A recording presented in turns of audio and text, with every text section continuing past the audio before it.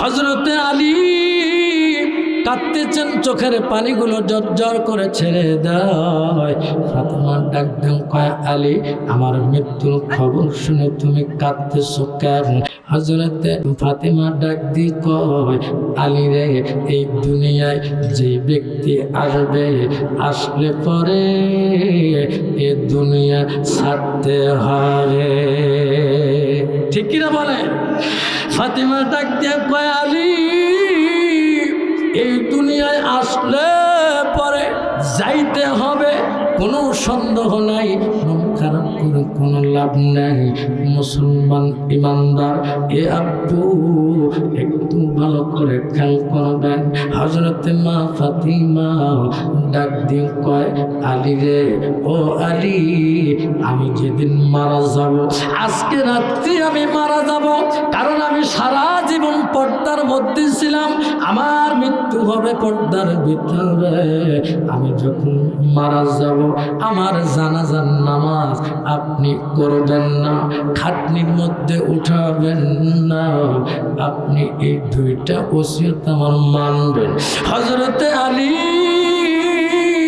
ডাক দে বলে, ফাতিমা, তুমি কি বলো? আল্লাহর নবী, বিশ্ব নবীর মেয়ে তুমি, তোমার মৃত্যুর খবর শুনলে পরে লক্ষ লক্ষ মানুষ হবে, জানা যায় দোয়া পড়বে। ফাতেমা ডাক দে বলে, আলী রে, লক্ষ মানুষ যদি ফাতেমাকে বলে ভালো না, আমার স্বামী যদি বলে ফাতেমা ভালো ছিল, লক্ষ মানুষের বদয় কাজ হবে না। আমার আলী যদি বলে ভালো, লক্ষ মানুষ খারাপ বললেও কবুল হবে।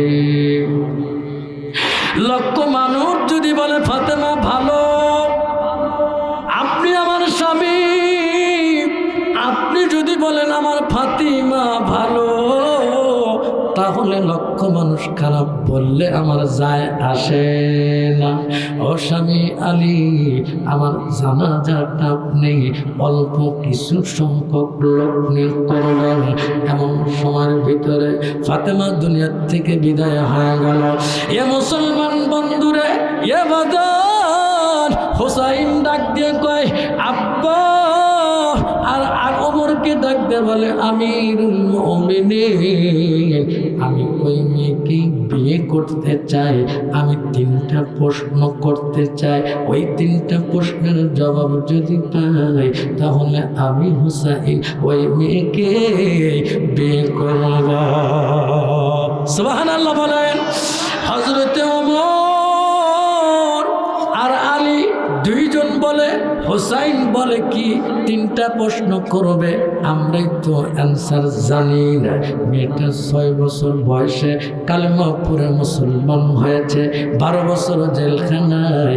এই মেয়েটা কেমনে প্রশ্ন উত্তর দিবে? হযরতে ওমর দৌড় দিল, মেয়েটাকে ডাক দিয়ে কয়, ও মা, হোসাইনকে বিয়ে করার দরকার নাই, তুমি আমার আব্দুল্লাহকে বিয়ে করো। মেয়েটার ডাক দেন, কয়, আমিরুল মুমিনিন, আব্দুল্লাহর চাইতে পাত্র ভালো। হোসাইন আপনিও বলেছেন, তাহলে আমি হোসাইনকে বাদ দিয়ে আব্দুল্লাহকে কেন বিবাহ করব? হযরত ওমর ডাক দিয়ে কয়, মা, তুমি 6 বছর বয়সে কালেমা পড়ে 12 বছর জেলখানার মধ্যে, 18 বছর জেলখানার ভিতরে তুমি ছিলা, তাহলে প্রশ্নের উত্তর তুমি কেমনে দিবা? মেয়েটা ডাক দিয়ে বলে, ওমর, যে ব্যক্তিটা ইমানের বলে বলিয়ান হয়ে কথা বলে, আমার আল্লাহ তাকে দিয়ে কথা বলাতে পারে। সুবহানাল্লাহ বলেন। মুসলমান বন্ধুরে, আমি কিন্তু আলোচনা ফিনিশিংয়ে যাচ্ছি। এখন কয়টা প্রশ্ন করবে হোসাইন? 3টা প্রশ্নের উত্তর যদি দিতে পারে, তাহলে হোসাইন ওই মেয়েকে বিয়ে করবে। মুসলমান বন্ধু, ওই 3টা প্রশ্ন এখন আপনাদেরকে বলবো। আসসালামু আলাইকুম ওয়া রাহমাতুল্লাহি ওয়া বারাকাতুহু। إن الحمد الحمد لله الأكرم الذي خلق الإنسان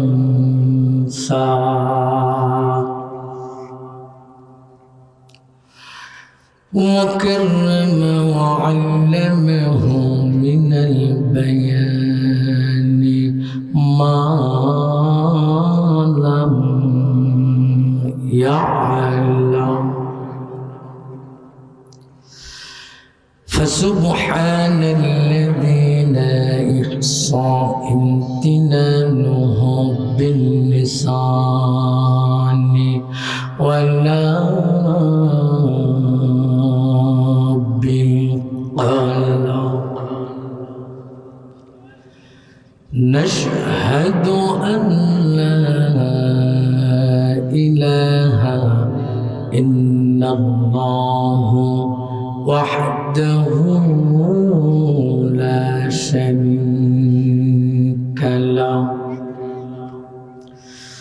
لا شريك له ولا ند له ولا زد له ومثل له وأولانا ومولانا محمدا عبده ورسوله الذي أرسله بالحق بشيرا ونذيرا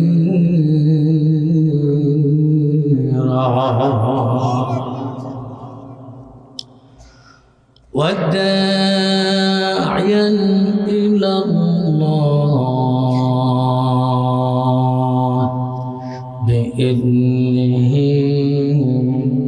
وسراجا وقمرا منيرا فقد قال الله تعالى في كلامه المجيد والفرقانه الحميد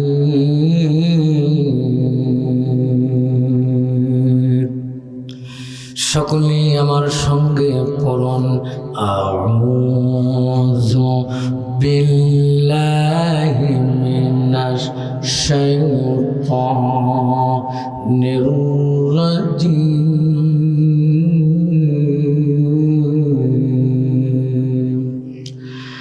বিসমিল্লাহির রাহমানির রাহিম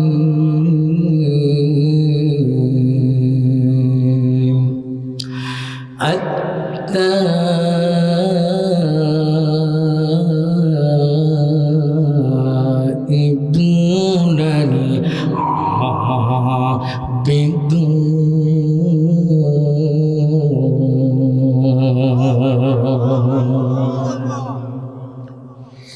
صدقت يا رب العالمين وقال النبي صلى الله عليه وسلم لا إيمان لمن لا أمانة له ولا دين لمن لا عهد له اللهم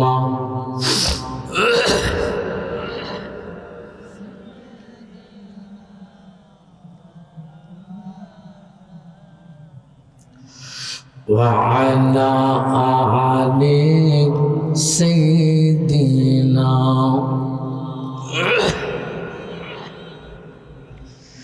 محمد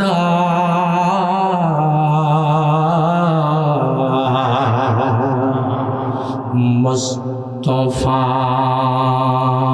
सल्लल्लाहु नबियों के सरकार आबो खतीमुल अंबिया है सय्यिदुल अबरार बलगल उला बिकमालिही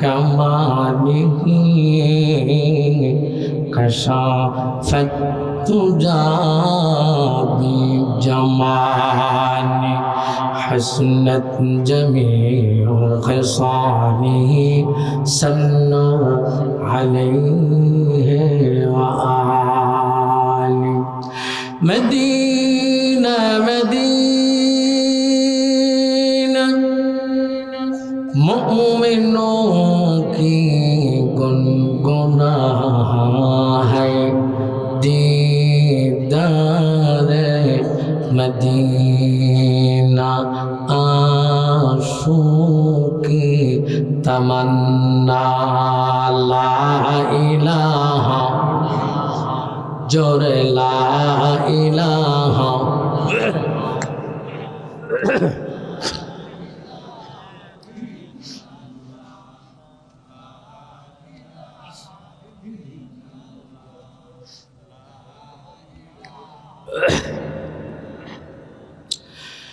ला इलाहा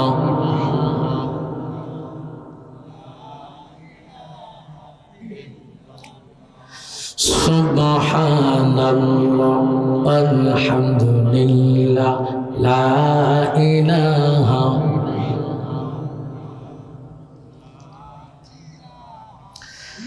ला इलाहा इल्लल्लाह मुहम्मदुर रसूलुल्लाह जबान खुले সকলে পড়ুন সাল্লাল্লাহু আলাইহি ওয়াসাল্লাম আলহামদুলিল্লাহ। ঐতিহ্যবাহী টাঙ্গাইল জেলার পন্ডুরা শেওড়াতলা বাইতুল জান্নাত জামে মসজিদ উদ্যোগে এ বিশাল ওয়াজ মাহফিলের সভাপতি সকলের শ্রদ্ধাভাজন ব্যক্তিত্ব ওস্তাদুল আসাতিজা হাজার হাজার আলেমের ওস্তাদ আলহাজ হাফেজ মৌলানা হাফিজুল ইসলাম সাহেব দামাত বরকাতুহুম আলিয়া, আমরা আল্লাহ তাআলার কাছে দোয়া করছি আল্লাহ তাআলা যেন তার এই গোলামে হায়াতে তৈয়বা সিহাতে কুল্লিয়া দান করেন। জবান খুলে বলুন আল্লাহুম্মা আমিন। আলোচনা রেখে আপনাদেরকে মনোমুগ্ধ করেছেন আপনাদের এলাকার কৃতি সন্তান বড় ভাই আল্লামা সাইফুল ইসলাম আশিকি সাহেব। আলোচনা করে ধন্য করেছেন আপনাদের মসজিদের সম্মানিত পেশ ইমাম এবং খতিব হাফেজ মৌলানা লুৎফর রহমান সিরাজি সাহেব। হযরত আরও যে সমস্ত ওলামা একরাম আপনাদেরকে কোরআন ও হাদিসের আলোচনা করে মনোমুগ্ধ করেছেন, আল্লাহ তাআলা এই কথাগুলো যেন আমল করে দুনিয়া আখিরাতে আল্লাহ তাআলা যেন কল্যাণ দান করেন। সকলে পড়ুন আল্লাহুম্মা আমিন। সম্মানিত ভাইরা, আল্লাহ তাআলা কোরআনুল কারীম, আমি সূরা কোরআনুল কারীমে 114টা সূরা।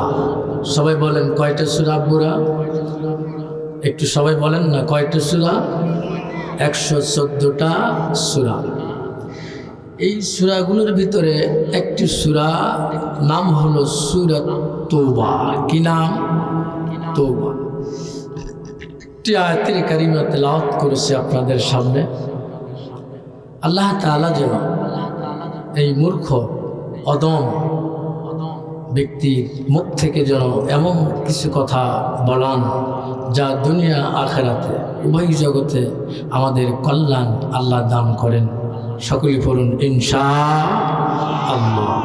প্রিয় ভাই, আমরা সর্বপ্রথমে সে মহান আল্লাহ সুবহানাহু ওয়া তাআলার দরবারে কালিমাতুশ শুকর আদায় করছি, যে মহান আল্লাহ সুবহানাহু ওয়া তাআলা আমাদেরকে দুনিয়ার সমস্ত কাজকর্ম থেকে হালাক করে ফারেক করে আল্লাহ তাআলা আরামের ঘুমকে হারাম করে জান্নাতে বাগানে বসার তৌফিক দান করেছেন। এজন্য আমরা খুশি না বেজার? তাহলে খুশি হলে শুকরিয়া আদায় করতে হয় কার?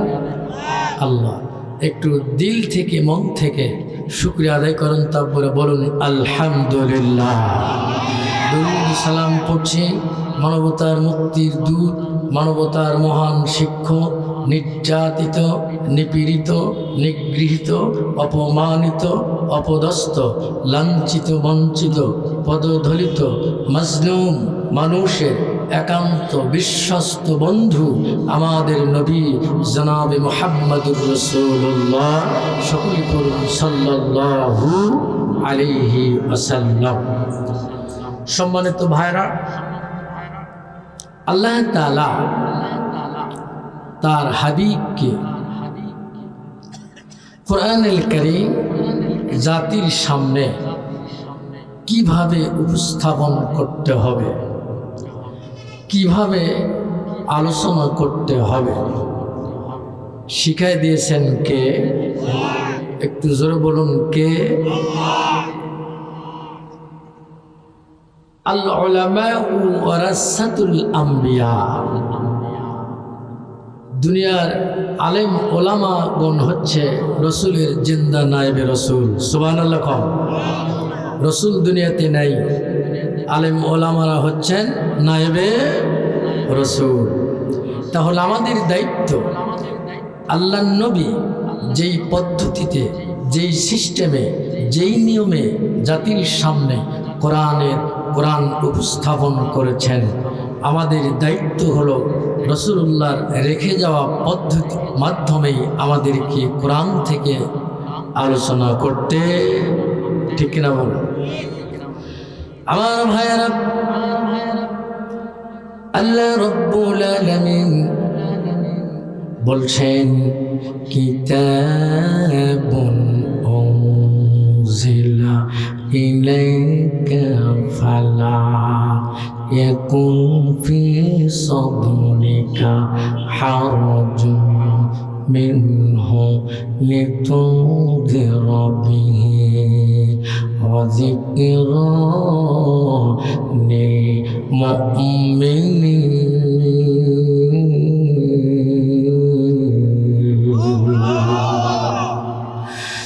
মুসলমান বন্ধুরে, আল্লাহ তাআলা বলেন কিতাবুন, ইহা একখানা কিতাব। ইহা কি? ইহা একখানা কিতাব। নাম কি? আল্লাহ পাক বলেন অগনবী এই কিতাবখানা আমি আল্লাহ আপনার উপরে নাজিল করলাম।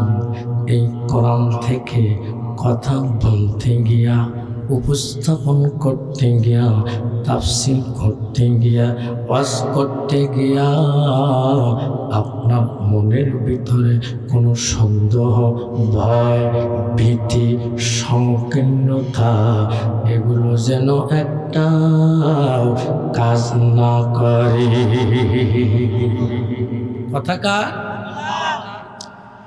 তাহলে কোরআন থেকে কথা বলতে গিয়ে কোরআনের কথা সভাপতির মতো হবে কি? সেক্রেটারির মতো, মেম্বার, চেয়ারম্যান, এমপি, মন্ত্রীদের মতো? কোরআনের কথা হবে কোরআনের মতো, ঠিক কিনা বলেন? কোরআনের কথা হবে কোরআনের মতো, ঠিক কিনা বলেন? কিন্তু এখন কোরআনের কথাগুলো, কোরআনের যে সঠিক মেসেজগুলো, এগুলো মসজিদেও বলা যায় না, তাফসীর মাহফিলেও বলা যায় না, ঠিক কিনা বলে? তাহলে আমরা কথা শুনবো কিসের থেকে আব্বুরা? কিসের থেকে? কোরআন থেকে। আমার ভাইরা, এই কোরআন থেকে যদি আমরা আমাদের জীবনটাকে সুন্দর করতে চাই, আমাদের পরিবারটা যদি সুন্দর করতে চাই, আমাদের গুণে ধরা এই সমাজটাকে যদি পরিশুদ্ধ করতে চাই, আমাদের এই দেশটাকে যদি সুন্দর করে সাজাতে হয়, যদি আখিরাতের জীবনটাকে যদি সুন্দর করতে হয়, তাহলে কোরআন থেকেই প্রেসক্রিপশন নিতে, কথা বলেন ঠিক কিনা? কোরআন থেকে যদি প্রেসক্রিপশন না নেওয়া হয়, আমাদের জীবন সুন্দর হবে, আমাদের পরিবার, আমাদের সমাজ, আমাদের রাষ্ট্র, আন্তর্জাতিক ভূখণ্ডে আজকে সারা পৃথিবীতে অশান্তির আগুন ধাউ ধাউ করে জ্বলতেছে। এই অশান্ত পৃথিবীকে যদি শান্ত করতে হয়, তাহলে কোরআন থেকে প্রেসক্রিপশন নিতে হবে। বিকল্প কোনো রাস্তা, পদ্ধতি, নিয়ম, নীতি আছে কি আপনারা? কথা বলেন, আছে কি? নাই। তাহলে কোরআন থেকেই প্রেসক্রিপশন নিতে, কারণ সব সমস্যার সমাধান দিতে পারে আমার ভাইয়েরা। আজকের এই স্লোগান, সব সমস্যার সমাধান দিতে পারে আল কোরআন, এই কথাটা আমার না, আজকের এই মাহফিলের সম্মানিত সভাপতি এনার না, আপনাদের না, এমপি মন্ত্রী, প্রাইম মিনিস্টারের না, এই স্লোগান স্বয়ং আমার আল্লাহ। চিৎকার দিয়ে বলুন সুবহানাল্লাহ। মুসলমান বন্ধুরে, এবার একটু ভালো করে খেয়াল করবেন, কথাগুলো একটু ভালো করে খেয়াল করবেন। আল্লাহ বলেন, ওয়ালা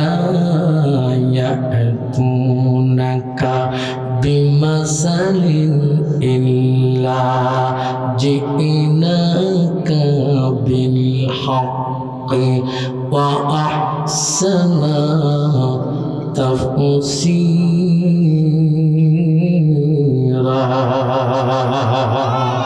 মুসলমান বন্ধু আমার, এক একটা আয়াতের কারিমা তেলাওয়াত শেষ হবে যখন, আমি ইশারা করব তখন আপনারা আল্লাহু আকবার বলবেন তখন।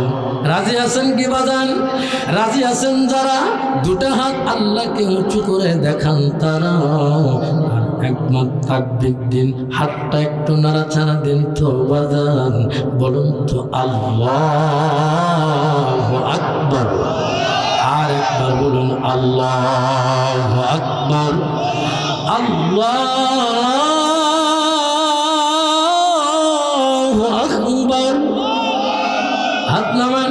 মুসলমান বন্ধুরা, এইবারে আল্লাহ রব্বুল আলামিন ডাক দিয়ে বলতেছেন, পয়গম্বর, মক্কার মানুষগুলো আপনার কাছে এখন যে সমস্যা নিয়ে সম্মুখীন হচ্ছে, পয়গম্বর, আজকে 2025 সাল, আজকে আমাদের বাংলাদেশে, শুধু বাংলাদেশের মধ্যে নয়, গোটা পৃথিবীতে কি সমস্যার সম্মুখীন হচ্ছে, সমস্যায় জর্জরিত হয়, ওই সমস্যাগুলোর কিয়ামতের আগ পর্যন্ত যত মানুষ দুনিয়ায় আসবে, ওই মানুষগুলো যত সমস্যার সম্মুখীন হবে, ওই সমস্যার সমাধানগুলো আমি আল্লাহ এই কোরআনের ভিতরে খুলে খুলে, ভেঙ্গে ভেঙ্গে, তাফসীর করে আমি আল্লাহ সমাধান দিয়েছি। একটু জোরে বলা যাবে কি সুবহানাল্লাহ? মুসলমান বন্ধুরে, তাহলে সব সমস্যার সমাধান দিতে পারে আল কোরআন, ঠিক কিনা বলে? আমি বলবো সব সমস্যার সমাধান দিতে পারে, সব সমস্যার সমাধান, সব সমস্যার সমাধান। সেই সমাধানের কথা আজকে হুজুররা সমাজে বলা যায়। পরশুদিন একটা প্রোগ্রাম ছিল আমার নাটক, তো ওখানে এক হুজুর এসে মোহতামিম সাহেবকে বললেন, হুজুর আমাকে একটা ইমামতির একটা চাকরির ব্যবস্থা করে দিন। 3 জুমায় 3টা মসজিদে আমার চাকরি চলে গেছে। মোহতামিম সাহেব মুফতি সাহেব বললেন, বাজান তোমার 3 জুমায় 3টা মসজিদে চাকরি চলে গেল, এর কারণটা কি? এর শানে নজরুল কি? কারণ আছে না? নাই? বলতেছি হুজুর, প্রথম জুমায় নাটোর শহরে চাকরি নিলাম, সভাপতির বাড়িতে থাকা খাওয়া। প্রথম জুমায় মেম্বারে উঠলাম, উঠে আল্লাহর কোরআন হাতে নিলাম, নিয়ে চিন্তা করলাম কোন বিষয়ের উপরে আলোচনা করা। যেহেতু প্রথম জুমা, কথা বোঝেন নাই আমার, যেহেতু প্রথম জুমা, তিনি চিন্তা করলেন সমাজের দিকে হালচাল দেখে উনি একটা আয়াত পড়লেন। কি আয়াত? উনি বললেন, হুজুর আমি আল্লাহর কোরআন থেকে একটা আয়াতের কারিমা পড়লাম। আল্লাহ বলেছেন, ওয়াকারনা ফি বুয়ুতিকুন্না ওয়ালা তাবাররুজনা তাবাররুজাল জাহিলিয়াতিল উলা। আল্লাহ পাক বলেন, ও দুনিয়ার নারীরা, মহিলারা, তোমরা পর্দার ভিতরে অবস্থান করবা। এই বক্তব্য কার? বাহিরে যদি যেতেই হয় এমন একটা কাপড় পরবা, এমন একটা বোরকা পরবা মাথা থেকে পা পর্যন্ত তোলার জন্য তোমার ঢেকে যায়। সাবধান, খবরদার, জাহিলিয়াতের যুগের মহিলারা অর্ধ উলঙ্গ হয়ে যেভাবে চলাচল করেছে, সাবধান, তাদের আদর্শকে তোমরা অনুসরণ করবা না। কথা বলুন ঠিক না? এই স্লোগান কার? সভাপতির বউ। কার বউ? ওই মসজিদের সভাপতির বউ। আমাদের বাংলাদেশে আশা, আমাশা, দুরাশা, সর্বনাশা এনজিও আছে না নাই? আছে না নাই? এই এনজিওতে সভাপতির বউ বাইসাইকেল নিয়ে কিস্তি তোলে, আসে না নাই? বৃষ্টি পরে টিপ টিপ কিস্তি দেওয়া লাগবে, ঠিক ঠিক, আসে না নাই? আপনাদের এটিও আছে নাকি? বারে আছে কে ভাই?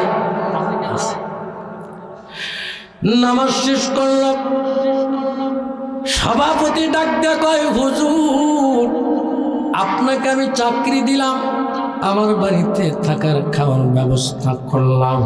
প্রথম জমায় প্রথম দিন সর্বপ্রথম আমাকে আপনি বাঁশ দিলেন। কি দিলেন? আমার বউ এনজিওতে চাকরি করে, এই কথা আপনাকে মসজিদে কে বলতে বলেছে? হুজুর আপনার মসজিদে আপনার গাট্টি গুট্টি টোপলা খাতা আপনি বাঁধেন, আপনার ইমামতি এই মসজিদে আর হবে? হবি কে ভাই? হবি? আমার কথা বুঝে পারছেন না? মনে হয় বুঝে পারতেছে? আলহামদুলিল্লাহ। হুজুর ওই মসজিদে চাকরিটা আমার চলে গেল। কি হলো? চলে গেল। দ্বিতীয় জুমায় চাকরি নিলাম নাটোর উপশহরে। কোনটি? নাটোর উপশহর। হুজুর ওটি সেক্রেটারি বাড়িতে খাওয়া দাওয়া, সেক্রেটারি আমাকে চাকরি দিলেন। প্রথম জুমায় হুজুর সেক্রেটারির সাথে হাসতে হাসতে মসজিদে গেলাম। যাওয়ার পরে মেম্বারে উঠলাম, কোরআনটা হাতে নিলাম। হুজুর একটা আয়াত পড়লাম। কি আয়াত? হুজুর বলতেছেন, ইয়া আইয়ুহাল্লাযীনা আমানু তাকুল্লাহ ওয়া যারু মা বাকিয়া মিনার রিবা ইন কুনতুম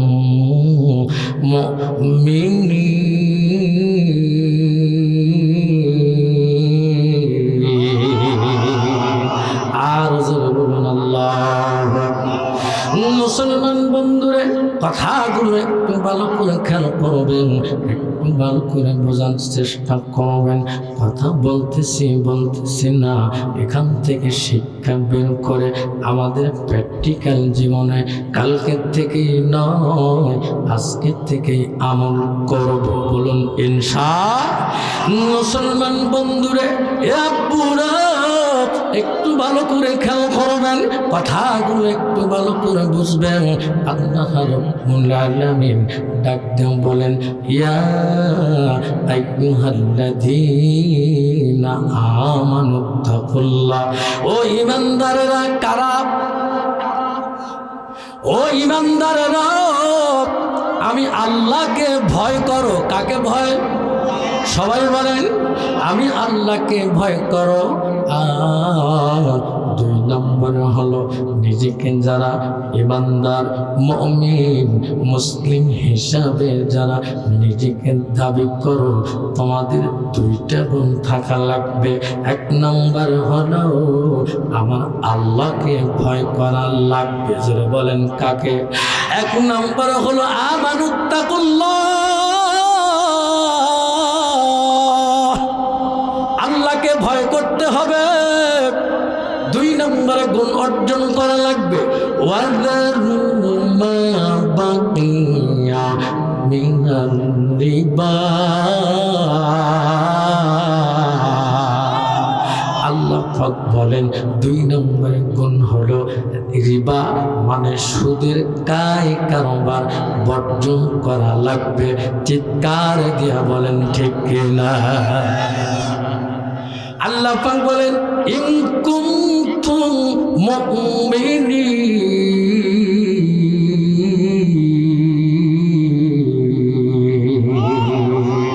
আল্লাহ কয়, যদি নিজেকে মুমিন মুসলমান হিসাবে দাবি করো, তাহলে 1 নম্বর গুণ আমি আল্লাহকে ভয় করা লাগবে। 2 নম্বর হলো সুদের কারবার বর্জন করা লাগবে। চিৎকার দিয়ে বলুন সুবহানাল্লাহ। তাহলে সুদের কারবার কি করতে হবে? ছেড়ে দিতে হবে। কি করতে হবে? বর্জন করতে হবে। এখন ওই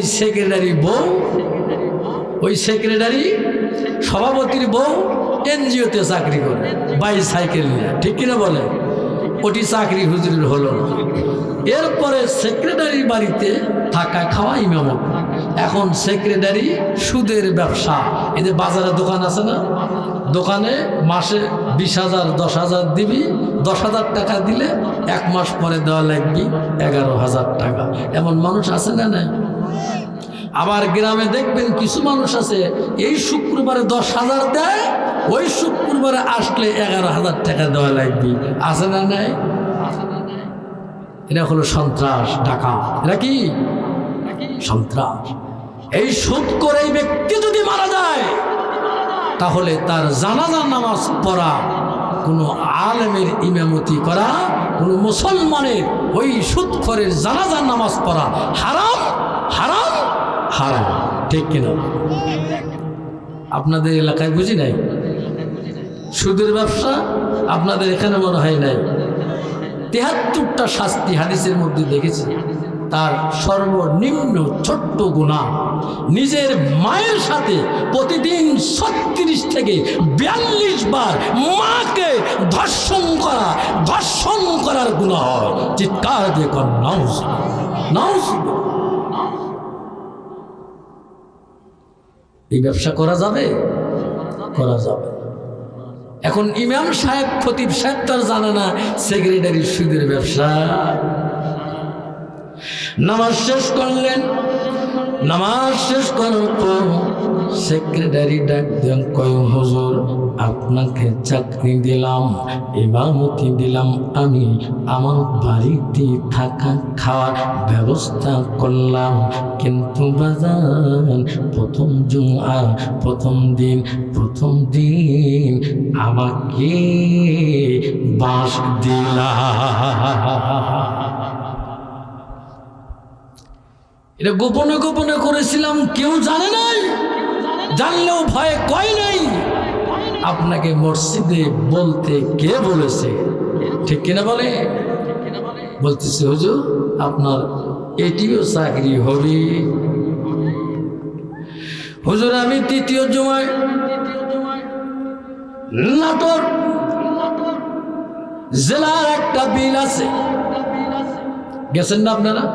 অনেকেই গেছেন, ভ্রমণ ওখানে যায় পর্যটক। দুই বিলের মাঝখানে একটা বিল, হালসা বিল। ওই বিলের চরের মধ্যে একটা মসজিদে আমি চাকরি নিলাম। ওখানে শিক্ষিত মানুষ কম, অশিক্ষিত মানুষ বেশি। ওখানে চাকরি নিলাম আর চিন্তা করলাম ওখানে ক্যাশিয়ারের বাড়িতে থাকা খাওয়া, ক্যাশিয়ারই আবার চাকরি দিয়েছে। এ বাদান বন্ধু, শিক্ষার জন্য বলতেছি, ওই ক্যাশিয়ার সাহেব যেদিন ওই হুজুর প্রথম জুমআয় মেম্বারে উঠলো, উঠে চিন্তা করে না না, দুই মসজিদে ওয়াজ করার কারণে আমার চাকরিটা আমার চলে গেল। এই মসজিদে যদি ওয়াজ করে আমার চাকরি যদি চলে যায়, তাহলে আমার সংসার চলবে কেমনে? ঠিক কিনা বলেন? হুজুর বলতেছে আজকে ওয়াজ আর করব না, আজকে ইমাম নামাজের সময় হবে, মুয়াজ্জিন আজান দিবে, আমি নামাজ শুরু করে দেব। এমন সময়ের ভিতরে, নামাজের ভিতরে যখন সূরা ফাতিহা যখন শেষ করলো খতিব সাহেব, ইমাম সাহেব, এরপরে একটা সূরা তেলাওয়াত করলো। সূরাটার নাম হলো ইয়াসিন। যারা বলেন নাম কি? খতিব সাহেব যখন সূরা ফাতিহা শেষ করে যখন সূরা ইয়াসিন তেলাওয়াত শুরু করলো, ইয়াসিন ওয়াল কুরআনিল হাকীম,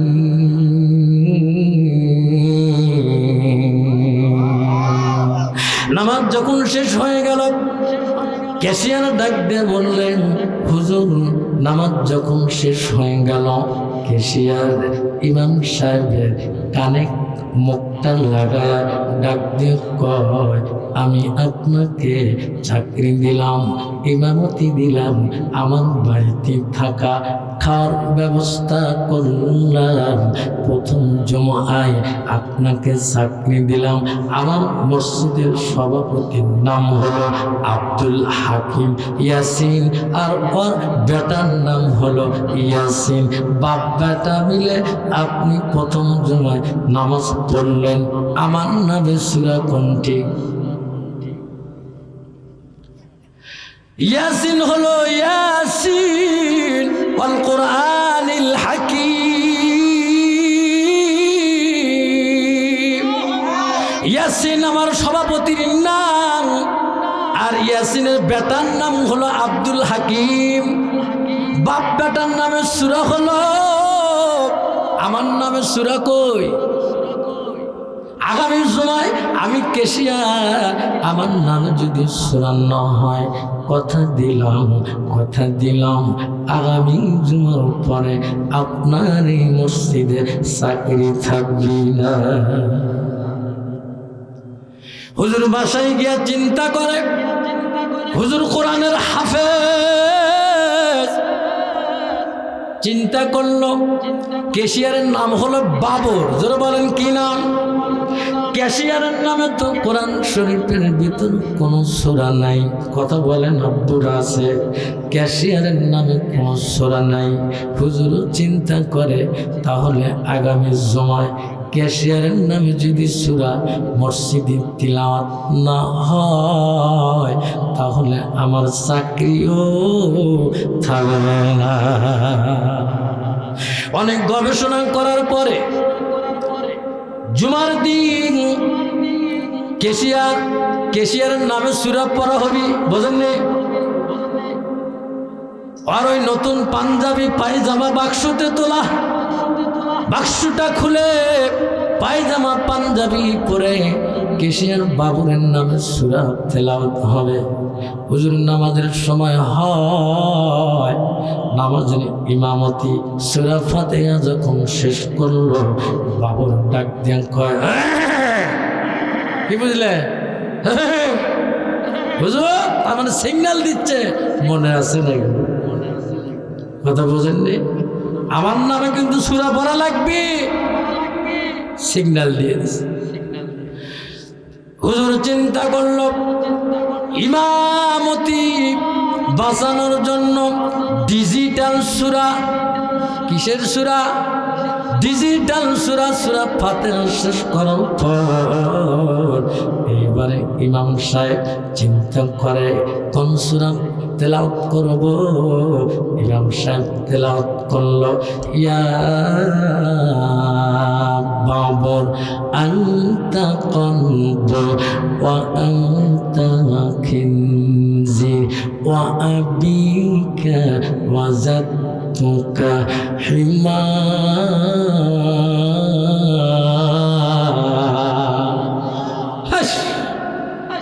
এটা একটা ডিজিটাল সূরা। আল্লাহু আকবার। ইমামতি বাঁচানোর জন্য ডিজিটাল একটা সূরা বানাইছে।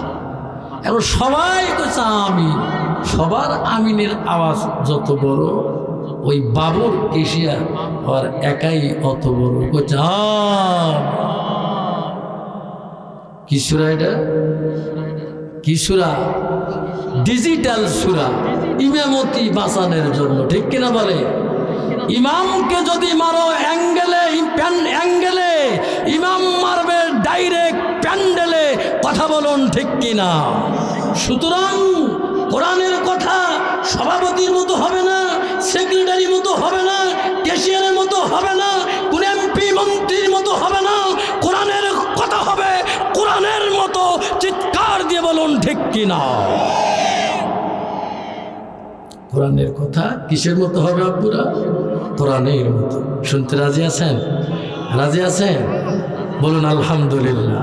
তাহলে সব সমস্যার সমাধান, কথা বলেন, সব সমস্যা সমাধান দিতে পারে আল কোরআন। কোরআন ছাড়া শান্তির জন্য অন্য কোনো পদ্ধতি, নিয়ম নীতি পৃথিবীতে আছে আব্বুরা? বলেন আছে কি? নাই। তাই কিয়ামতের দিন স্ত্রী স্বামীকে চিনবে না, সন্তান বাবাকে চিনবে না, বন্ধু বন্ধুকে চিনবে না, নেতা কর্মীকে চিনবে না, কর্মী নেতাকে চিনবে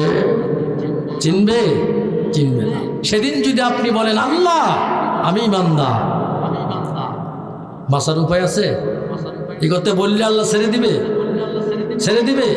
সেদিন আপনাকে কিছু কোয়ালিটি থাকতে হবে, কিছু গুণ থাকতে হবে।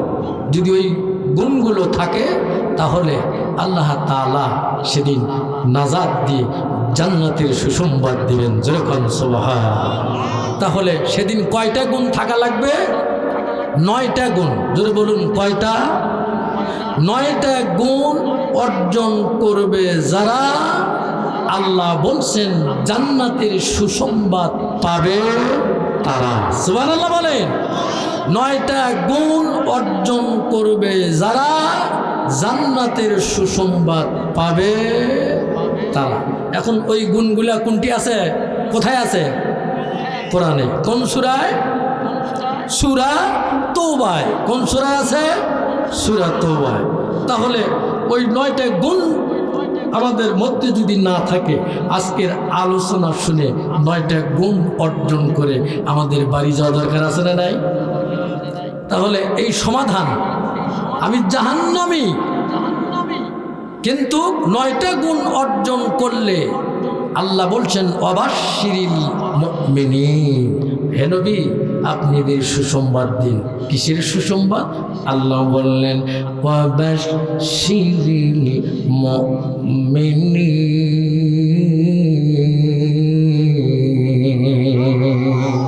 এদেরকে জান্নাতের সুসংবাদ দিন। সুবহানাল্লাহ বলেন। তাহলে এই সমাধান কোথায় থাকলো? কোরআনে। জোরে বলেন কোথায়? সুবহানাল্লাহ বলেন। কোরআন। হযরত ওমর অর্ধ পৃথিবীর প্রেসিডেন্ট, অর্ধ পৃথিবী, এই 90টা 100টা রাষ্ট্র এক জায়গায় জোড়া দিলে যা হবে অর্ধ পৃথিবীটাই তাই হবে, ঠিক কিনা বলেন? এই অর্ধ পৃথিবীর প্রেসিডেন্ট হযরত ওমর। চিৎকার দিয়ে বলুন সুবহানাল্লাহ। হযরত ওমর অর্ধ পৃথিবীর প্রেসিডেন্ট, হযরত ওমর আমিরুল মুমিনিন, খলিফাতুল মুসলিমিন, এই কোরআন দিয়ে রাষ্ট্র চালাচ্ছেন। সুবহানাল্লাহ বলেন।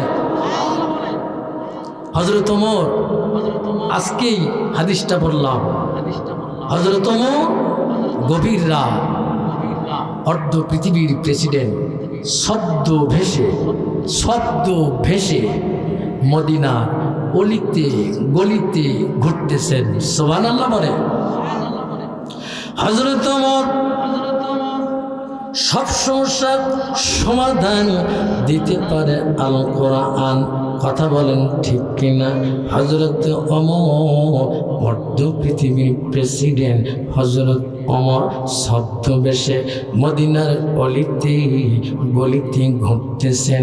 ঘুরতে ঘুরতে দেখতে পায় মদিনার দুই পাহাড়ের মাঝখান দিয়ে ছোট্ট একটা গিরিপথ। ওই পথ দিয়ে সুন্দরী একটা মেয়ে ধীর গতিতে আস্তে আস্তে হেঁটে যাচ্ছে।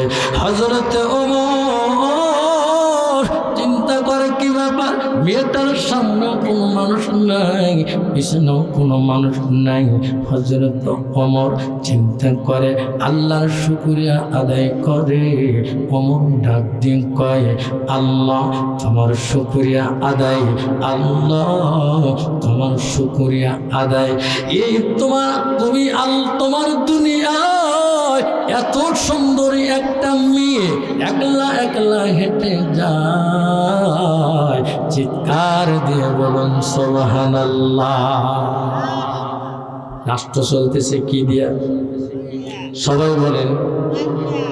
এখন আপনারা প্রশ্ন করতে পারেন, হুজুর হযরতে ওমর যে মেয়েটাকে সুন্দরী বলল, এই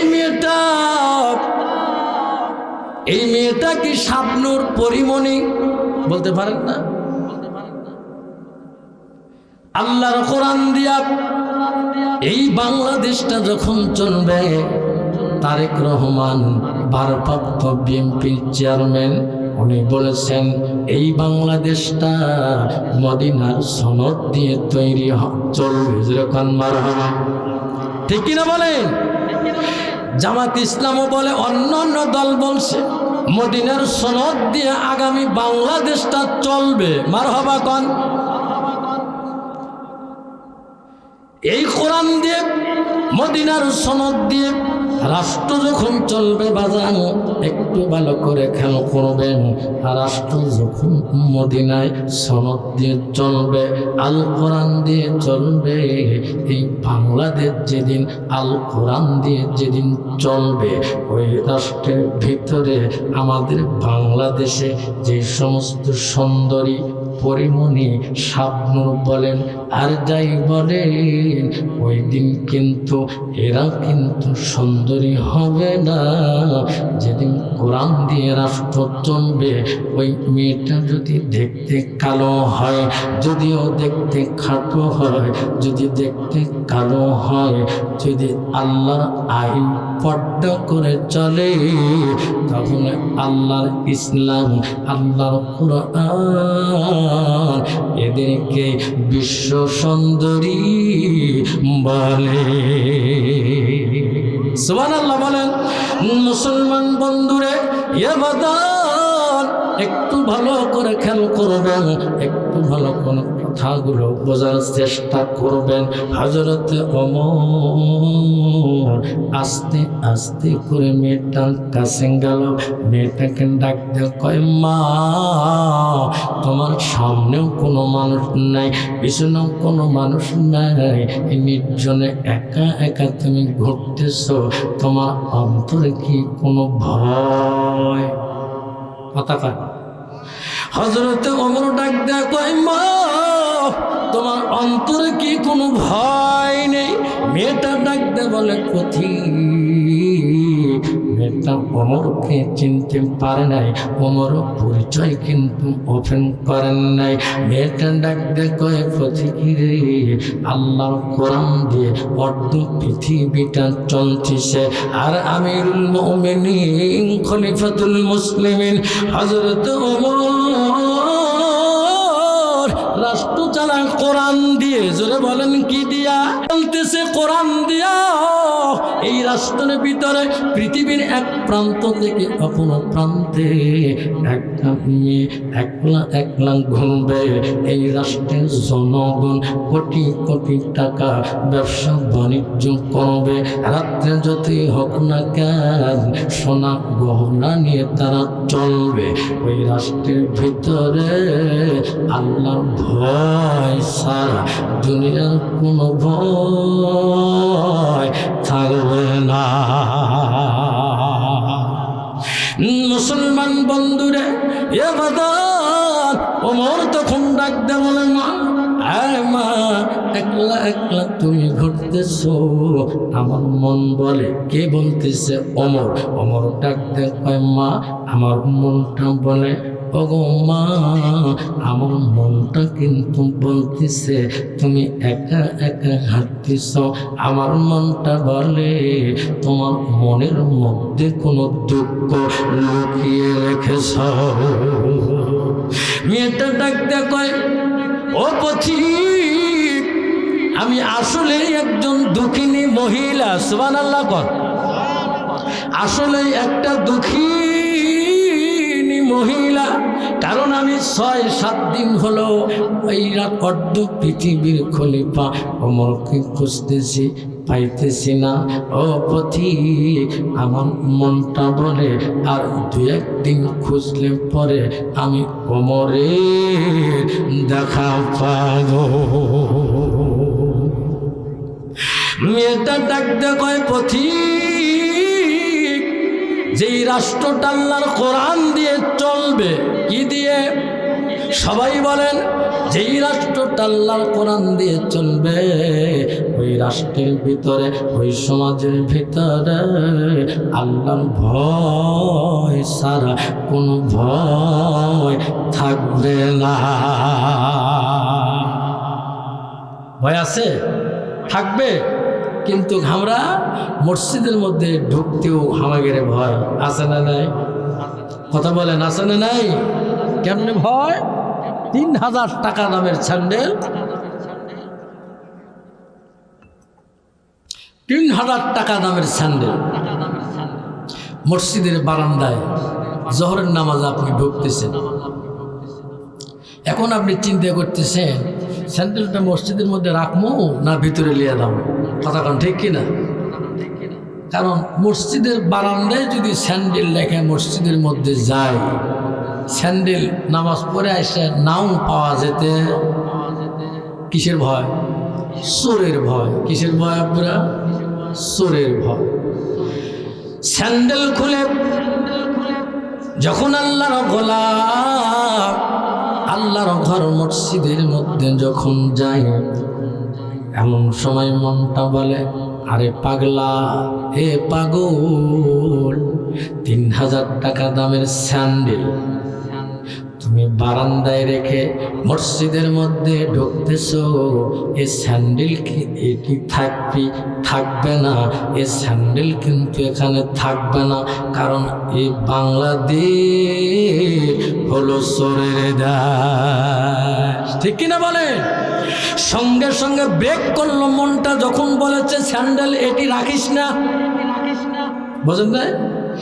বারান্দার আইসা স্যান্ডেলটা হাতের মধ্যে নিয়া স্যান্ডেল নিয়ে মসজিদের মধ্যে যখন আল্লাহর গোলাম ঢুকতেছে, মুয়াজ্জিন ডাক দিয়ে কয় বাজান আল্লাহর ভয় কি নাই? বলে আছে। তাহলে আপনার হাতের ভিতরে স্যান্ডেল কেন?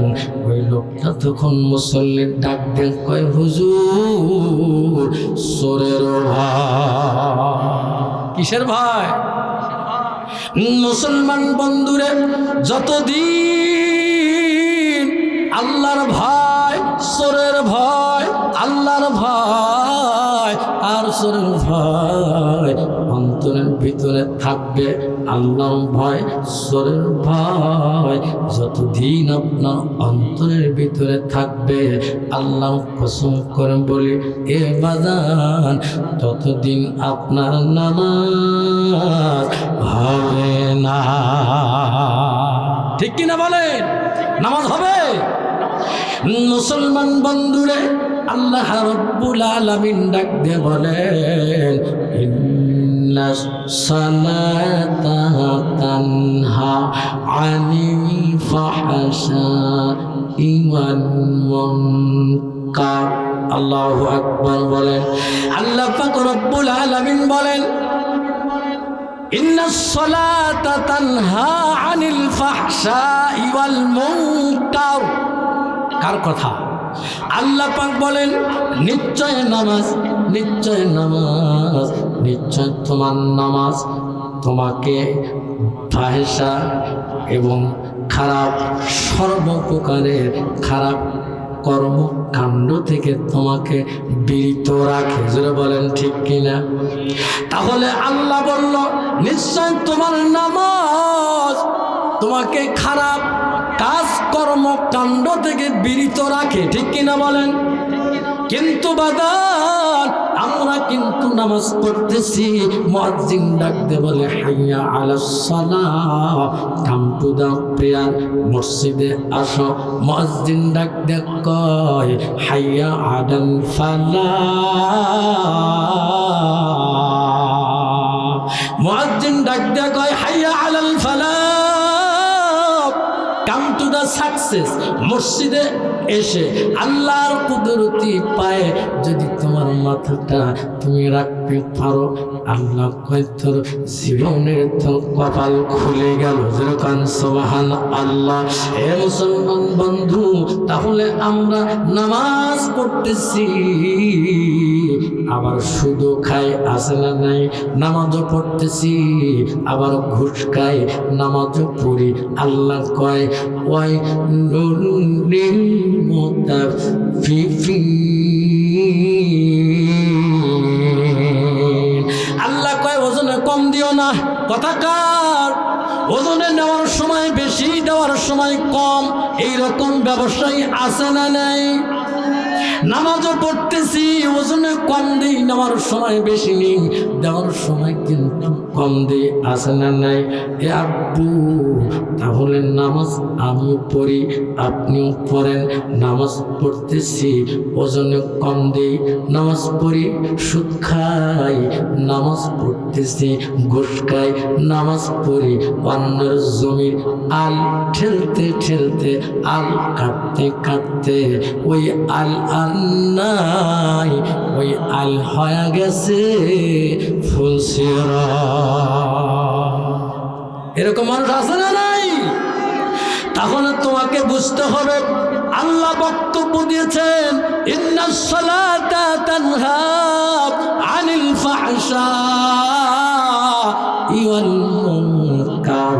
আল্লাহ বলেন নিশ্চয় তুমি তোমার নামাজ তোমাকে খারাপ কাজ কর্ম থেকে তোমাকে বিরত রাখে।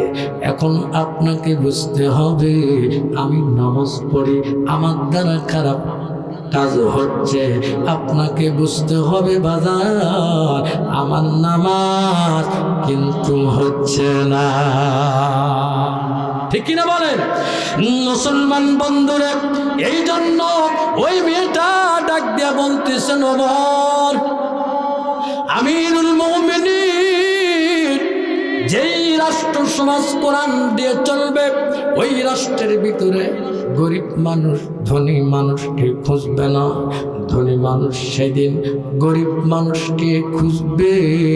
চিৎকার দিয়া বলুন সুবহানাল্লাহ।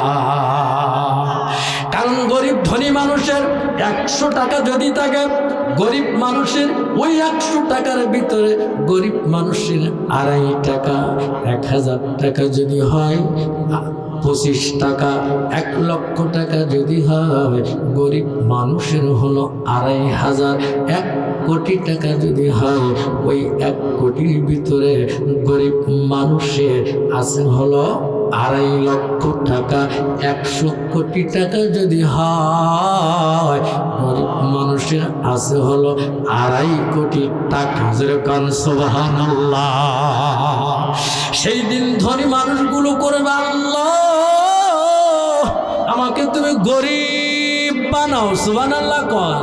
আল্লাহ কয় না না, আগে টাকা দে, এরপরে তুই গরিব হ। কথা কন না কে? হ্যাঁ, মেয়েটা ডাকতে কয়, পথিক আমি আসলে একটা দুঃখিনী মহিলা। কে বলতেছে?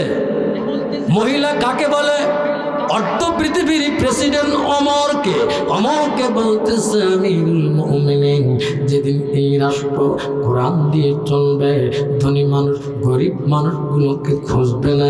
ধনী মানুষ সেদিন গরিব মানুষগুলোকে খুঁজবে। যেরকম সুবহানাল্লাহ।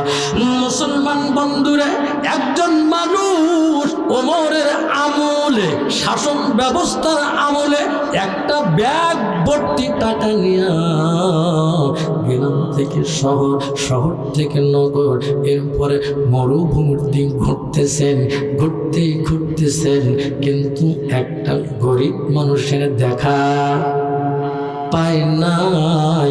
এখন লোকটা ঘুরতে ঘুরতে মরুভূমির প্রান্তরে যখন চলে গেল, লোকটা লক্ষ্য করে দেখতে পায় একটা মানুষ বস্তা মাথায় দিয়ে ঘুম পাড়তিছে। যেরকম সুবহানাল্লাহ।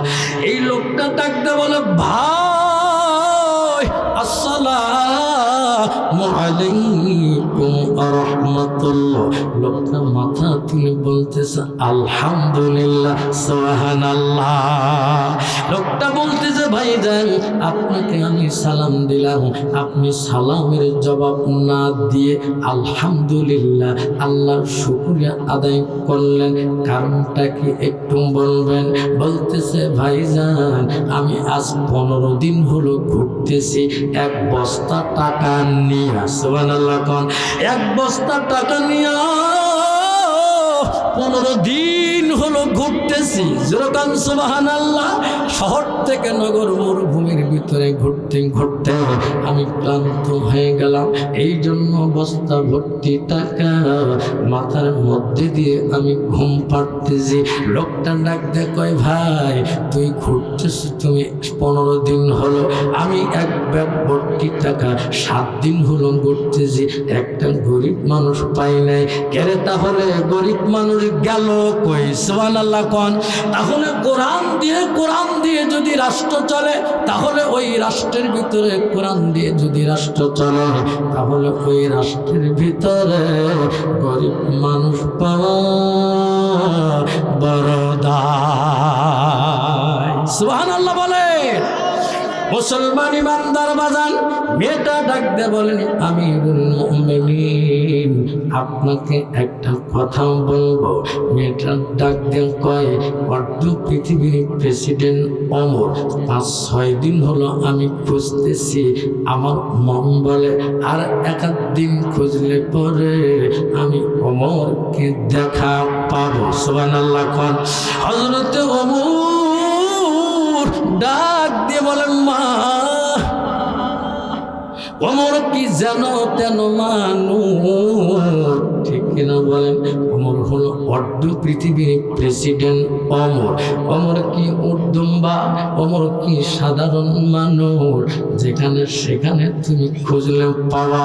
হযরতে ওমর যদি দেখা পাইতে চাও তাহলে বঙ্গভবনে যাও, সংসদ ভবনে যাও, রাষ্ট্র ভবনে যাও। মেয়েটা ডাক দিয়ে কয়, পথিক, যখন রাষ্ট্র যখন কোরআন দিয়ে চলবে, যেরকম সুবহানাল্লাহ, এই রাষ্ট্র যদি কোরআন দিয়ে চলে, আমাদের আর সনদ দিয়ে চলে, ওই সময় নেতা জনগণকে খুঁজবে, জনগণ নেতাকে খুঁজবে না। একটু জোরে বলা যাবে কি সুবহানাল্লাহ? কে বলতেছে? মেয়েটা বলতেছে, ও পথিক, তুমি কি বলতেছো? মুখে লাগাম টেনে কথা বলো। অর্ধ পৃথিবীর প্রেসিডেন্ট ওমর, কোরআন দিয়ে রাষ্ট্র চলতেছে, তুমি কি বোঝো না? এই রাষ্ট্র কোরআন দিয়ে চললে পরে নেতারা জনগণকে খুঁজবে, জনগণ নেতাকে খুঁজবে না। চিৎকার দিয়ে কান সুবহানাল্লাহ। হযরতে ওমর মেয়েটাকে ডাকতে বলে, মা তুমি কি? আমি এখন আমার পরিচয়টা তোমার কাছে আমি ওপেন করতে চাই, যদি তোমার অনুমতি পাই। মেয়েটা ডাকতেন কয়, পথিক, তাহলে আপনার পরিচয় বলেন। আমার ডাকতে কয়, মা তুমি যাকে 5 দিন হলো খুঁজতেছ, আমি হলাম সেই ওমর। সুবহানাল্লাহ বলে, আর জোরে বলুন আল্লাহু আকবার। হযরতে ওমর মেয়েটাকে ডাক দিয়ে কয়, মা আমি হলাম সেই ওমর। মেয়েটা ডাক দিয়ে কয়, আমিরুল মুমিনিন, খলিফাতুল মুসলিমিন, আপনি যদি সেই ওমর হন তাহলে আপনি অর্ধ পৃথিবীর প্রেসিডেন্ট। আপনার সাথে কোনো নেতা নাই, কর্মী নাই, সেলা সামসা কেউ নাই, আপনি একলা একলা এই নির্জন গভীর রাত আপনি একা একা হাঁটতেছেন। কারণটা কি? হযরতে ওমর ডাকতে বলেন, মা নেতা হয়ে আমার পিছনে আমি অর্ধ পৃথিবীর প্রেসিডেন্ট, আমি ওমর, আমার নেতা, আমার পিছনে কোনো নেতা পাললে পরে সেলা চামচা পালতে গেলে টাকার প্রয়োজন হয়। কথা বলুন ঠিক কিনা?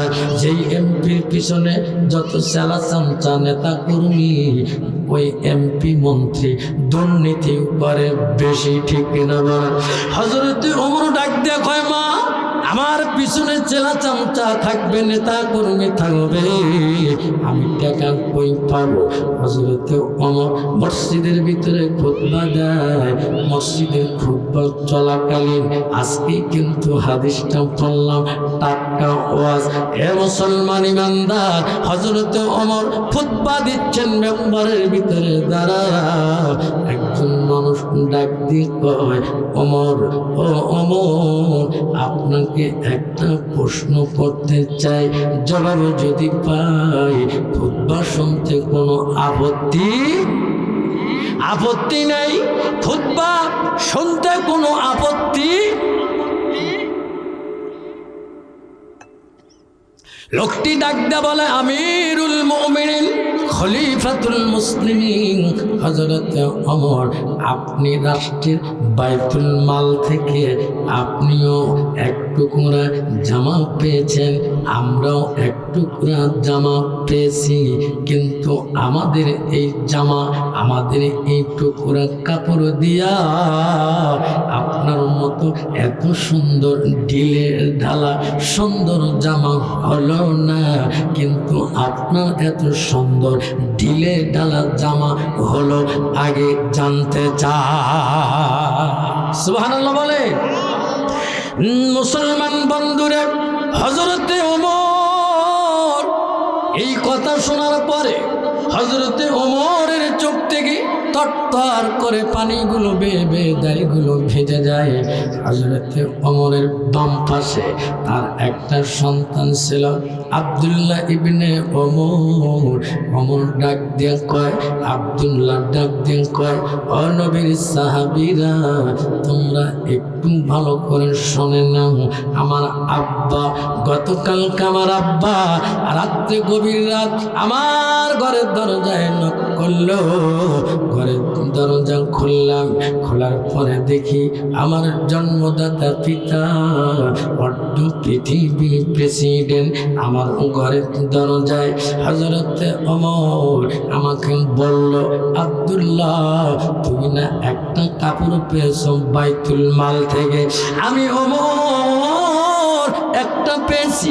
আমার রাষ্ট্রের সব নাগরিক একটা করে কাপড় পেয়েছে। আগামী কালকে জুমার দিন আমি ওমর খুতবা দেব। ছোট্ট জামা পরে খুতবা দেওয়া যায় না, কারণ আমি হলাম খতিব। যেরকম মারহাবা। হযরত ওমর ডাক দিয়ে কয়, আব্দুল্লাহ, তোমার জুব্বা ওই কাপড়টা, তোমার কাপড়টা আমাকে একটু দান করে দাও। ওই কাপড়টা আব্দুল্লাহ বলে, আমার একটু কোন কাপড় আব্বাকে দান করে দিলাম। সারা রাত গেল, আমার কাপড়ের টুকরা বাবার এক টুকরা কাপড়, এই দুই টুকরা কাপড় বাবা সারা রাত কাপড়টা সেলাই করে এই লম্বা জামা বানায় আমার আব্বা তোমাদের সামনে খুতবা দিচ্ছে। ও নবীর সাহাবীরা রে, এখন বলো তো আমার আব্বার কণ্ঠে খুতবা কি শোনা যায়? নবীর সাহাবীরা ডাক দিয়ে কয়, ও আব্দুল্লাহ, যেদিন আল্লাহর কোরআন দিয়ে রাষ্ট্র চলবে, সমাজ চলবে, ওই দিন জনগণ এমন নেতাই দেখতে পাবে। যেরকম সুবহানাল্লাহ। মুসলমান বন্ধুরে, ওই মেয়েটা ওমরকে ডাক দিয়ে কয়, আমিরুল মুমিনিন, আপনার অন্তরে কি আপনার কোনো নেতা নাই, সেলা চামচা কেউ নাই? তাহলে আপনি হলেন অর্ধ পৃথিবী প্রেসিডেন্ট। যেরকম সুবহানাল্লাহ। মুসলমান বন্ধুরে, হযরত ওমর মেয়েটাকে ডাক দিয়ে বলে, মা, এখন আমি জানতে চাই তোমার মনের ভিতরে কি লক্ষ্য তুমি ঢুকিয়ে রেখেছ, গোপন করেছ। আমি ওমরকে কি বলা যায়? মেয়েটা ডাক দিয়ে কয়, আমিরুল মুমিনিন, আমি হলাম, আমার 6 বছর বয়স। জোরে বলেন কয় বছর? আর জোরে বলেন কয় বছর? মেয়েটা ডাকতে বলে, আমিরুল মুমিনিন। মেয়েটা ডাকতে বলে, আমিরুল মুমিনিন, 6 বছর বয়সে কালেমা পড়ে মুসলমান হলাম। আমার বাবা একজন খ্রিস্টান, মা একজন খ্রিস্টান। 6 বছর বয়সে কালেমা পড়ার কারণে আমাকে 12টা বছর জেলখানায়। জোরে বলেন কয় বছর? 6 বছর বয়সে কালেমা পড়ে মুসলমান হলাম। এই অপরাধে আমাকে 12টা বছর জেলখানার ভিতরে আটকানো হলো। আমার বাবা একজন খ্রিস্টান, আমার মা একজন খ্রিস্টান, আমার 14 গোষ্ঠী খ্রিস্টান। আমি মুসলমান হলাম। আমি যেই রাষ্ট্রে, যেই জেলখানার ভিতরে ছিলাম, ওই দেশের নাম হলো রোম দেশ। যারা বলুন দেশের নাম কি? হযরতে ওমরকে ডাক দিয়ে কয়, আমিরুল মুমিনিন, ওই দেশের নাম হলো রোম। যেদিন আপনি আল্লাহর কোরআন দিয়ে যেদিন থেকে রাষ্ট্র পরিচালনা করতেছেন, আপনি ওই রোম পারস্য যখন আপনি দখল করলেন। মেয়েটা ডাক দিয়ে বলে, ওমর, যেদিন আপনি রোম পারস্য দখল করলেন, সেই দিন আপনি জাতির উদ্দেশ্যে আপনি একটা ভাষণ দিয়েছিলেন, যে রাষ্ট্র আল্লাহর কোরআন দিয়ে চলে ওই রাষ্ট্রের ভিতরে জেলখানার কোনো প্রয়োজন নাই। আল্লাহু আকবার বলেন, আরো জোরে বলেন আল্লাহু আকবার। মুসলমান বন্ধুরে, মেয়েটা তখন ডাকতে বলেন, আমিরুল মুমিনিন, আপনি বললেন কোরআন দিয়ে রাষ্ট্র চলতেছে, ওই রাষ্ট্রের ভিতরে জেলখানার কোনো প্রয়োজন নাই। ওমর, আমিরুল মুমিনিন 6 বছর বয়সে কালেমা পড়ে মুসলমান হইলাম, 12টা বছর আমি জেলখানায়। কয় বছর হলো পুরা? 18 বছর যৌবন একজন নারী, বাবা খ্রিস্টান, মা খ্রিস্টান, আমি কই যাব?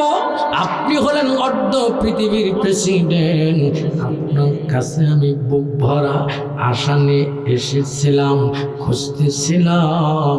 আমি একজন যৌবনা, 18 বয়স প্রাপ্ত যৌবনা একজন নারী, আমি আসছিলাম আপনার কাছে একটু আশ্রয় পাওয়ার জন্য। সুবহানাল্লাহ বলে। হযরতে ওমর ডাকতে বলে, মা, ও মা, আল্লাহর কাছে যদি তুমি আশ্রয় চাও সেটা তোমার ব্যক্তিগত ব্যাপার, কিন্তু ইসলাম এই কোরআন আল্লাহ তোমাদেরকে, নারীদেরকে, মাদেরকে অনেকগুলো অধিকার দিয়েছেন। যেরকম সুবহানাল্লাহ। ওমর ডাকতে বলে, মা, ইসলাম তোমাকে অধিকার দিয়েছে, আমি তোমাকে আশ্রয় দিতে পারবো না, আমি তোমাকে অধিকার দিতে চাই। মেয়েটা ডাকতে বলে, আশ্রয় দিবেন না? অধিকার কেমন? হযরত ওমর ডাক দিয়ে বলতেছেন, মা, অধিকার হলো অনেকগুলো অধিকার আল্লাহ দিয়েছেন। এই অনেকগুলো অধিকারের ভিতরে এক নম্বর যে অধিকার ইসলাম নারীকে দিয়েছে সেটা হলো একজন যৌবনাপ্রাপ্ত মহিলাকে ভালো একটা ছেলে দেখে বিয়ে বসা। সুবহানাল্লাহ কোন? 1 নম্বর অধিকার কি আব্বুরা? ভালো একটা ছেলে দেখে বিয়ে বসা। কি বলতেছে? আর জোরে বলেন, আর জোরে বলেন। হযরতে ওমর ডাক দিয়ে বলতেছেন, মা, 1 নম্বর অধিকার ভালো একটা ছেলে দেখে বিয়ে বসা। ওমর কিন্তু বলে নাই সুন্দর একটা ছেলে দেখে বিয়ে বসা। বলছে কি বলেছে? ভালো ছেলে। এখন ভালো ছেলে কারা? যৌতুক লিয়া বিয়ে করে যারা, তারাই কি ভালো ছেলে? যৌতুক ছাড়া বিয়ে করে যারা, মহারানা নগদ আদায় করে বিয়ে করে যারা, ভালো ছেলে তারা। ঠিক কিনা বলে? এখন যৌতুক নেওয়া কি হারাম, মহারানা দেওয়া সুন্নাত, নফল। মহারানা দেওয়া কি? কথা কয় না বারে। মহারানা দেওয়া, নামাজ পড়া যেমন ফরজ, যাকাত দেওয়া যেমন ফরজ, হজ করা যেমন ফরজ। কথা বলেন ঠিক কিনা? নামাজ পড়া আল্লাহর হুকুম, যাকাত দেওয়া আল্লাহর হুকুম, এরপরে হজ করা হলো আল্লাহর হুকুম, মহারানা আদায় করা কার হুকুম? আর জোরে বলেন। মুসলমান বন্ধুরা, তাহলে নামাজ পড়া ফরজ, আল্লাহর হুকুম, যাকাত ফরজ, আল্লাহর হুকুম, মহারানা দেওয়া ফরজ কার হুকুম? মহারানা আদায় না করে বিয়ে করেছেন যারা, এ বিয়ে কিন্তু এখনো কমপ্লিট নেই, আনকমপ্লিট হয়ে আছে। কথা বলেন ঠিক কিনা? এখন কি বিয়ে হচ্ছে? দেখা বিয়ে কিন্তু এখনো ঠিক হয়নি। মুসলমান বন্ধুরে, আপনি 70-80 বছর 60 বছর হলো আপনি বিয়ে করেছেন, আপনি বিয়ে করেছেন, যতবার স্ত্রীর সঙ্গে মেলামেশা আপনি করেছেন ততবার ওই স্বামীর ওই স্ত্রীর গুদাম থেকে যেই মাল, যেই প্রোডাক্টগুলো, সন্তানগুলো রাস্তায় দুনিয়াতে এসেছে, এগুলো কিন্তু একটাও হালাল জাদা নয়। এ বাজার, এগুলো কিন্তু সব হারাম জাদা। ঠিক কিনা বলে? এগুলো একটাও কিনা হালাল জাদা না, সব হবে কি হারাম জাদা। এজন্য মহারানা এখনো যারা দেননি, খুব দ্রুত গতিতে এটা ফরজ ইবাদত, মহারানা পরিশোধ করে তওবা করে আবার নতুন করে সংসার করবেন। কথা কি বুঝতে পারছেন? লা ইলাহা। আব্বুরা একটুখানি মানে এক আসামির পক্ষে যদি সাক্ষী হয় একজন, আর এক আসামির পক্ষে যদি সাক্ষী হয় 3 জন, রায় পায় কয়জন? 3 জনেরটা। ঠিক কিনা বলেন? আপনি এক জায়গায় বসেছেন, ওখান থেকে আর একটু লাড়া দিয়ে একটু সামনে যদি একটু আগায় বসেন, 2টা জায়গা কিয়ামতের দিন আল্লাহর কাছে আপনার পক্ষে সাক্ষী দিবে। যেরকম সুবহানাল্লাহ। আব্বুরা, আমি আলোচনায় এখন ঢুকবো। প্রাসঙ্গিক আলোচনা না করলে আলোচনা বোঝা যায় না। এজন্য আব্বুরা একটু সামনে আসেন, আরো একটু সামনে আসেন। লা ইলাহা, লা ইলাহা, লা ইলাহা। একটু চাপা চাপা বসেন, শীতের দিনে একটু চাপা বসেন। হ্যাঁ। লা ইলাহা ইল্লাল্লাহু মুহাম্মাদুর রাসূলুল্লাহ। সকলে জবান খুলে বলুন সাল্লাল্লাহু আলাইহি ওয়াসাল্লাম। তাহলে মেয়েটা ওমরের কাছে কি চায়? আশ্রয় চায়। কি চায়? কি চায়? আশ্রয় চায়। কার কাছে? ওমরের কাছে। ওমর বললেন, আশ্রয় চাইলে আল্লাহর কাছে চাও, অধিকার দিয়েছে ইসলাম, সেই অধিকার আমি তোমাকে দেব। চিৎকার দিয়ে কোন সুবহানাল্লাহ।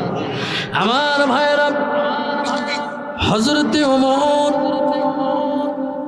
মেয়েটাকে ডাক দিয়ে বললেন, মা, আমি তোমাকে ভালো একটা ছেলের সন্ধান তোমাকে দিতে চাই। সুবহানাল্লাহ বলে। কে বলতেছে? ওমর। ওমর বলতেছেন, মা, ভালো একটা ছেলে সন্ধান আমার কাছে আছে, একটা পাত্র আছে আমার কাছে, ছেলেটার বয়স হলো 22। কে বলতেছে? ওমর। কোন বর্ণনায় এসেছে 20 বছর। তাহলে ছেলেটার বয়স হলো 22 বছর, নাম হলো আব্দুল্লাহ, বাবার নাম হযরতে ওমর, গায়ের রং ফর্সা, চেহারাটা 6 লক্ষ হাদিসের হাফেজ, 30 পারা কোরআন শরীফের হাফেজ, আর গায়ের রংটা হলো ফর্সা, চেহারাটা হলো চাঁদের মতো সুন্দর। সুবহানাল্লাহ বলেন। মুসলমান বন্ধুরে, এ বাদার হযরতে ওমর কে? ওমর ডাক দিয়ে বলতেছেন, আমার সন্তান আব্দুল্লাহ একটা ভালো ছেলে, এই ছেলের সঙ্গে তোমাকে বিবাহ দিয়া আমি তোমাকে আমার বাড়িতে পুত্রবধূ বানায়া তোমাকে আমি অধিকার দিতে চাই। তুমি কি রাজি আছো মা? মেয়েটা ডাক দিয়ে কয়, ওমর, আপনার ছেলের চাইতে ভালো কোনো ছেলে আছে কি? আর ওমর ডাক দিয়ে বলে, মা, আমার চোখে, আমি ওমরের চোখে আমার আব্দুল্লাহর চাইতে আর কোনো ভালো ছেলে আমি দেখি না। সুবহানাল্লাহ। কোন মেয়েটা ডাক দেন কয় ওমর, অর্ধ পৃথিবীর প্রেসিডেন্টকে ডাক দেন কয় ওমর, আমার কাছে একটা পাত্র সন্ধান আছে। ওমর গেল চমকি। ওমর চিন্তা করে কি কয়, মহিলা 6 বছর বয়সে কালেমা পড়ে মুসলমান, 12 বছর জেলখানায়, 18 বছর ওর জেলখানায় কাটিয়ে গেল, ঠিক কিনা বলেন? তাহলে এই মেয়েটা পাত্র সন্ধান কোথায় পায়? সুবহানাল্লাহ বলেন, আর জোরে বলেন সুবহানাল্লাহ। ওমর ডাক দিয়ে বলেন, মা তাহলে তুমি বলো তো, যে পাত্র কথা তুমি বলতেছ ওই পাত্রটার কথা বলো। ওমর ওই মেয়েটা ডাকদাম বলে, আমিরুল মুমিনিন খলিফাতুল মুসলিমিন, দেখেন তো আমার পাত্রটা আপনার আব্দুল্লাহর চাইতে ভালো না খারাপ? মেয়েটা ডাকদা কয়, ওমর মেয়েটার ছেলেটার নাম হলো হোসাইন। সুবহানাল্লাহ। কোন মেয়ে ছেলেটার নাম হলো হোসাইন, বাবার নাম হলো আলী। যেরকম সুবহানাল্লাহ। মায়ের নাম ফাতিমা, নানার নাম হলো বিশ্বনবী মুহাম্মাদুর রাসূলুল্লাহ। সুবহানাল্লাহ বলেন। মুসলমান বন্ধুরে, হযরত ওমর মেয়েটাকে বলে, মা তুমি যে পাত্র সন্ধান, তুমি যে পাত্র কথা আমাকে বলছো, ও মা এই হোসাইন আমার আব্দুল্লাহ থেকে শুধু এক নয়, শুধু আমার আব্দুল্লাহর থেকে কোটি কোটি গুণ ভালো। সুবহানাল্লাহ বলে। মেয়েটা ডাক, লা ইলাহা, জোরে লা ইলাহা,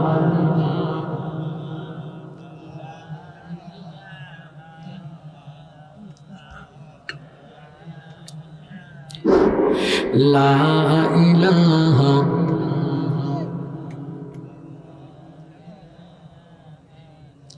সুবহানাল্লাহ আলহামদুলিল্লাহ লা ইলাহা, এই কালেমা বান্দোবালা লাগবে কাজে মরণ বেলায়, লা ইলাহা।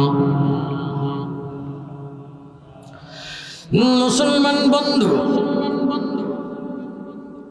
মেয়েটা ডাকতে বলে, ওমর তাহলে আব্দুল্লাহর চাইতে যেহেতু ভালো একটা ছেলের পাত্র সন্ধান আমি আপনাকে দিলাম, তাহলে আব্দুল্লাহর টাইম, আব্দুল্লাহ টাইম আছে? আল্লাহর নবীর সাহাবী, অর্ধ পৃথিবীর খলিফা ওমর হযরত আলীর বাড়িতে দিয়েছেন দৌড়। হযরত আলীকে ডাক দিয়ে কয়, ভাই ও ভাই, আমি আমার জীবনের প্রথম একটা বিয়ের ঘটকালি করার জন্য আসলাম। আলী ডাক দিয়ে বলে, ওমর খলিফাতুল মুসলিমিন, আপনি কার কথা বলছেন? ওমর ডাক দিয়ে কয়, আমি তোমার সন্তান, তোমার একটু কলিজার টুকরা, আমি হোসাইনের বিয়ের পাত্রীর ঘটকালি করার জন্য আসছি। সুবহানাল্লাহ বলেন।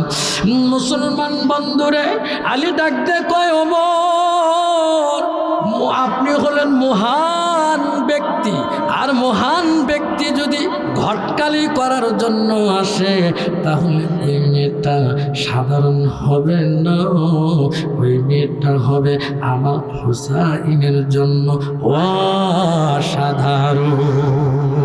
সুবহানাল্লাহ বলেন। হোসাইন ধর, আজকে কিন্তু পড়ে আসছে আমি, হোসাইন ধরো যার থেকে ডাকতে কয়, বাবা। কে বলতেছে? হোসাইন ডাক দিয়ে কয়, আব্বু আপনারা দুই ভাইরা ভাই যেইভাবে কোলাকুলি করতেছেন আর আনন্দ করতেছেন, মনে হয় বিয়া বুঝি আপনারাই করবেন। কি বলতেছে? ওমর ডাক দিয়ে কয় হোসাইন মুখ সামলা কথা বলো, মুখের মধ্যে লাগাম দাও, সামলা কথা বলো। হোসাইন ডাক দিয়ে বলতেছেন আপনারা যত কথাই বলেন আপনারা হলেন মুরব্বী। আপনারা কি? আপনার আব্বা হলো আমার মুরব্বী, আপনি আমার খালু আব্বু, ওই হিসাবে আপনি আমার মুরব্বী। আপনি আমার মুরব্বী হিসাবে আপনাদের সম্মান করি, শ্রদ্ধা করি, করব, কোনো অসুবিধা নাই। কিন্তু মুরব্বী হিসাবে আমি একজনকেই মানি, সেই মুরব্বী হলো বিশ্ব নবী মুহাম্মাদুর রাসূলুল্লাহ। সুবহানাল্লাহ বলে। হযরত ওমর ডাক দে বলে হোসাইন তুমি কি বলতে চাও বলো। হোসাইন ডাক দে বলে না না, কয়েকদিন পূর্বে স্বপ্নের ভিতর আমি দেখলাম লা ইলাহা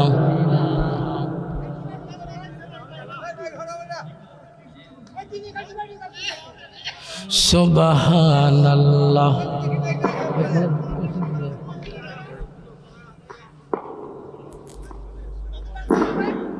আমি স্বপ্নের ভিতরে আমি দেখতে পেলাম নানা ঘরের ভিতরে আরাম ফরমাচ্ছেন। আমি নানার ঘরের দরজায় গেলাম, ঘরের দরজায় গিয়ে নানাকে বললাম ও নানু ভাই আমি একটু তোমার ঘরের ভিতরে ঢুকতে চাই। এ মুসলমান একটু ভালো করে খেয়াল করবেন, আল্লাহর নবী মুহাম্মাদুর রাসূলুল্লাহ সাল্লাল্লাহু আলাইহি ওয়াসাল্লাম ডাক দিয়ে বলে হোসাইন আমি এখন জান্নাতের ভিতরে আরাম করতেছি, এখন ঘরের ভিতরে ঢোকা যাবে। আল্লাহর নবী ডাক দিয়ে কয় হোসাইন আমি তো নানা জান্নাতের ভিতরে আমি এখন আরাম করতেছি। এমন সময়ের ভিতরে হোসাইন মনে মনে কয় কি ব্যাপার, নানা আছে হলো ভাঙ্গা ঘরের ভিতরে, নানা কয় জান্নাতের ভিতরে। হোসাইন দরজা জানালা দিয়ে তাকিয়ে দেখতে পায় আমার নানা নানির পায়ের উপরে মাথা রেখে আমার নানা আরাম ফরমায়। হোসাইন ডাক দিয়ে বলে ও নানা। হোসাইন ডাক দিয়ে কয় নানা তুমি আমার নানির পায়ের হাঁটুর উপরে শুয়ে আরাম ফরমাচ্ছ, আর তুমি বলতেছ আমি জান্নাতের মধ্যে আরাম ফরমাই। আল্লাহর নবী ডাক দিয়ে কয় নানু ভাই তোর নানির মতো বউ যে ঘরের ভিতরে আছে ওই ঘরটা হলো আমার আল্লাহর জান্নাত। জোরে বলুন সুবহানাল্লাহ, আর জোরে বলুন সুবহানাল্লাহ। এই জন্য মুসলমান বন্ধুরে যেই রাষ্ট্র কোরআন দিয়ে চলবে ওই রাষ্ট্রের ভিতরে কোনো বেসাইজা মহিলা থাকবে, কথা বলেন থাকবে, কোনো গরিব মানুষ থাকবে, কোনো চোর থাকবে, ডাকাত থাকবে না, সন্ত্রাসী থাকবে না, ইপিজিং দর্শন থাকবে না। যেদিন জাকাত ভিত্তিক অর্থনৈতিক ব্যবস্থা চালু হলে, সুদ ভিত্তিক অর্থনৈতিক কবর হবে, চিল্লা বলুন ঠিক না? এই জাকাত ভিত্তিক অর্থনৈতিক ব্যবস্থা রাষ্ট্র এই বাংলাদেশে কায়েম হোক, এটাকে আপনারা চান? কারা যারা চান দুই হাত তুলে আল্লাহকে দেখান।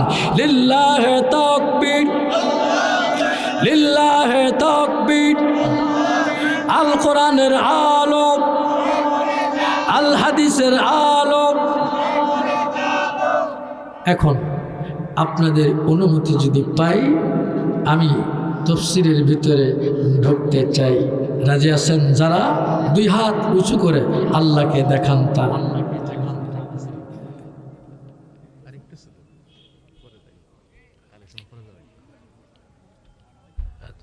তাহলে আমি এখন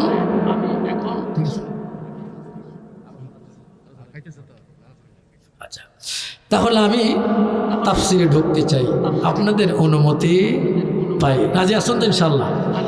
কারা রাজি আছেন দেখি? আমাকে ছেড়ে চলে যাবেন কারা? হাত তোলেন, হাত তোলেন। যাবেন না তো ইনশাল্লাহ, নাকি? কথা দিয়েছেন তো?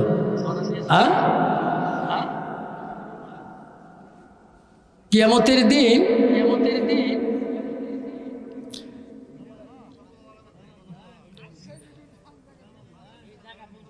ভাই অ্যাক্টিভ হন। আমি এখন তফসিলের মধ্যে প্রবেশ করব, সবাই একটু অ্যাক্টিভ হয়ে যান। কেউ অল্প সময়ের মধ্যে মোনাজাত হবে ইনশাআল্লাহ, বলেন ইনশাআল্লাহ। আমরা 12টার পরে আলোচনা করব না, কারণ 12টার পরে আলোচনা করে ফজরের নামাজ যদি কাজা হয়, এ মাহফিল শুনে কোনো লাভ হবে কি? আপুরা হবে না। এজন্য 10-15 মিনিট একটু সময় দিতে রাজি আছেন? রাজি আছেন আপুরা? দেখি কারা কারা রাজি আছেন, যাবেন না তারা একটু হাত তুলে আল্লাহরে দেখান তো আব্বুরা। লিল্লাহে তাকবীর, লিল্লাহে তাকবীর। আলহামদুলিল্লাহ, হাত নামান। কেউ যাব না ইনশাআল্লাহ। সূরাটার নাম কি? তওবা। জোরে বলেন কি নাম? আর জোরে বলেন কি নাম? আর ওখানে নানা কি কয়? হোসাইনকে বলতেছে, হোসাইন তোর নানার মতো বউ যে ঘরের মধ্যে আছে ওই ঘরটা হলো জান্নাতের বাগান। সুবহানাল্লাহ বলে। হোসাইন ডাক দিয়ে কয়, নানা, খেয়াল করতেছেন? অল্প ফিনিশিং দিয়ে দেবো আমি। হোসাইন ডাক দিয়ে বলেন, নানা, আপনার হোসাইন ওমরকে ডাক দিয়ে কয় ওমর, আলীকে ডাক দিয়ে কয় আব্বু, আব্বুরে ও ওমর, আমি যে স্বপ্ন দেখেছি, আমি যদি বিয়ে করি আমার নানা মতোই আমি হোসাইন বিয়ে করব। সুবহানাল্লাহ বলেন। আমি যদি বিয়ে করি আমার হোসাইনে আমি নানার মতোই বিয়ে করব। সুবহানাল্লাহ বলেন। আচ্ছা, হোসাইন বলতেছে, আলীর হাত ধরলেন, ধরে বললেন, আব্বু আপনি আমাকে একটু বলেন। হোসাইন ডাক দিয়ে কয়, আলী আপনি বলেন তো আব্বু, আমার মা আপনার কেমন বউ ছিল? জোরে বলেন সুবহানাল্লাহ। হোসাইন ডাক দিয়ে কয়, আব্বু আমার মা আপনার বউটা কেমন ছিল? আলী ডাক দিয়ে কয়, হোসাইন তোর মা আমাকে আমার কপালের মধ্যে চুমু দিয়ে ডাক দিয়ে কয়, আলী রে, এই যে চাবি দিলাম দীর্ঘ দাম্পত্য জীবনের সংসারে সব রেখে তোমার কাছে চাবিটা আমি দিলাম। ও আলী, আমার কাছে খবর এসেছে আজকের রাতে আমার মৃত্যু হবে। সুবহানাল্লাহ বলে। হযরতে আলী কাঁদতেছেন, চোখের পানিগুলো জর্জর করে ছেড়ে দেয়। ফাতেমা ডাক দেন কয়, আলী আমার মৃত্যুর খবর শুনে তুমি কাঁদতেছো কেন? লোকটা ডাক দিন বলে, হযরতে আলী ডাক, ফাতেমা ডাক দি কয়, আলী রে, এই দুনিয়ায় যে ব্যক্তি আসবে, আসলে পরে এ দুনিয়া ছাড়তে হবে। ঠিক কিনা বলে? ফাতেমা ডাক দিয়ে কয়, আলী এই দুনিয়ায় আসলে পরে যাইতে হবে, কোনো সন্দেহ নাই, মন খারাপ করে কোনো লাভ নাই। মুসলমান ইমানদার এ আব্বু একটু ভালো করে খেয়াল করবেন। হযরতে মা ফাতিমা ডাক দিয়ে কয়, আলী রে, ও আলী, আমি যেদিন মারা যাব, আজকে রাত্রি আমি মারা যাব, কারণ আমি সারা জীবন পর্দার মধ্যে ছিলাম, আমার মৃত্যু হবে পর্দার ভিতরে। আমি যখন মারা যাব আমার জানাজার নামাজ আপনি করবেন না, খাটনির মধ্যে উঠাবেন না, আপনি এই দুইটা ওসিয়ত আমার মানবেন। হযরতে আলী ডাক দে বলে, ফাতিমা তুমি কি বলো? আল্লাহর নবী, বিশ্ব নবীর মেয়ে তুমি, তোমার মৃত্যুর খবর শুনলে পরে লক্ষ লক্ষ মানুষ হবে, জানাজায় দোয়া পড়বে। ফাতেমা ডাকতে বলে আলী রে, লক্ষ মানুষ যদি ফাতেমাকে বলে ভালো না, আমার স্বামী যদি বলে ফাতেমা ভালো ছিল, লক্ষ মানুষের বদ্ধই কাজ হবে না। আমার আলী যদি বলে ভালো, লক্ষ মানুষ খারাপ বললেও কবুল হবে। লক্ষ মানুষ যদি বলে ফাতেমা ভালো, আপনি আমার স্বামী, আপনি যদি বলেন আমার ফাতিমা ভালো, তাহলে লক্ষ মানুষ খারাপ বললে আমার যায় আসে না। ও স্বামী আলী, আমার জানাজাটা আপনি অল্প কিছু সংখ্যক লোক নিয়ে করবেন। এমন সময়ের ভিতরে ফাতেমা দুনিয়ার থেকে বিদায় হয়ে গেল। এ মুসলমান বন্ধুরে, এ বাদান, হোসাইন ডাক দিয়ে কয় আব্বা, আর ওমরকে ডাকতে বলে আমিরুল মুমিনিন, আমি ওই মেয়েকে বিয়ে করতে চাই।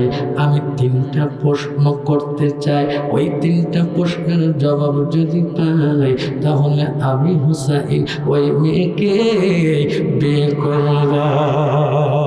সুবহানাল্লাহ বলেন। হযরতে ওমর আর আলী দুইজন বলে, হোসাইন বলে কি 3টা প্রশ্ন করবে। আমরাই তো অ্যান্সার জানি না। মেয়েটা 6 বছর বয়সে কালেমা পড়ে মুসলমান হয়েছে, 12 বছর জেলখানায়। এই মেয়েটা কেমনে প্রশ্ন উত্তর দিবে? হযরতে ওমর দৌড় দিল, মেয়েটাকে ডাক দিয়ে কয় ও মা, হোসাইনকে বিয়ে করার দরকার নাই, তুমি আমার আব্দুল্লাহকে বিয়ে করো। মেয়েটার ডাক দেন কয় আমিরুল মুমিনিন, আব্দুল্লাহর চাইতে পাত্র ভালো। হোসাইন আপনিও বলেছেন, তাহলে আমি আব্দুল্লাহকে, হোসাইনকে বাদ দিয়ে আব্দুল্লাহকে কেন বিবাহ করব? হযরত ওমর ডাক দিয়ে কয় মা, তুমি 6 বছর বয়সে কালেমা পড়ে 12 বছর জেলখানার মধ্যে, 18 বছর জেলখানার ভিতরে তুমি ছিলা, তাহলে প্রশ্নের উত্তর তুমি কেমনে দিবা? মেয়েটা ডাকতে বলে ওমর, যে ব্যক্তিটা ইমানের বলে বলিয়ান হয়ে কথা বলে, আমার আল্লাহ তাকে দিয়ে কথা বলাতে পারে। সুবহানাল্লাহ বলেন। মুসলমান বন্ধুরে, আমি কিন্তু আলোচনা ফিনিশিংয়ে যাচ্ছি। এখন কয়টা প্রশ্ন করবে হোসাইন? 3টা প্রশ্নের উত্তর যদি দিতে পারে, তাহলে হোসাইন ওই মেয়েকে বিয়ে করবে। মুসলমান বন্ধু, ওই 3টা প্রশ্ন এখন আপনাদেরকে বলবো।